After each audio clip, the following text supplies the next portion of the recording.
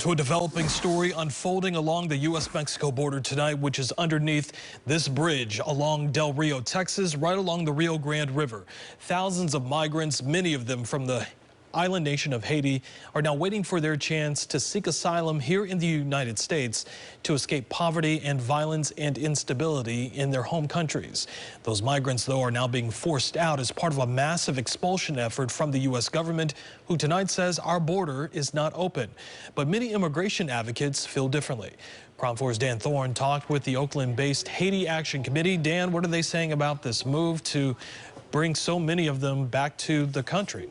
Well, Jonathan, they are not in step with this idea. The U.S. border there in Del Rio, Texas, has seen the number of migrants there grow to nearly 15,000 over the last week. And many of those people, as we mentioned, coming from Haiti, which has been suffering through political turmoil and a devastating earthquake, which killed thousands of people there.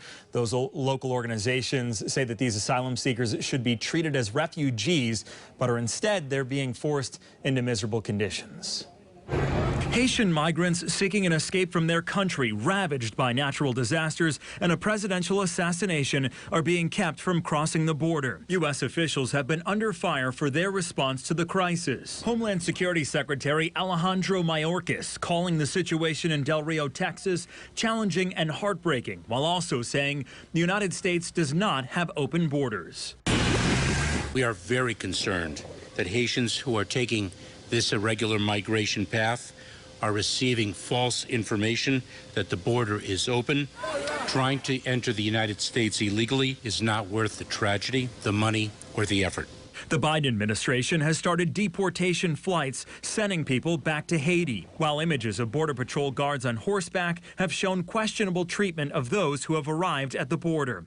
Officials say most of these migrants do not qualify for refugee status following this year's earthquake, hurricane, and presidential assassination in their home country, because most of them have spent the last decade living in South America after a 7.0 earthquake devastated the country in 2010. First, we believe they are refugees and not migrants, and they deserve due process. We people who are darker than blue is always turned around no matter where we are. Charlie Hinton and Ustadi Kadiri are with Oakland-based Haiti Action Committee. The organization, among other things, advocates for grassroots political movements and empowering the Haitian people. The committee is denouncing the deportation of Haitian migrants as criminal, inhumane, and racist.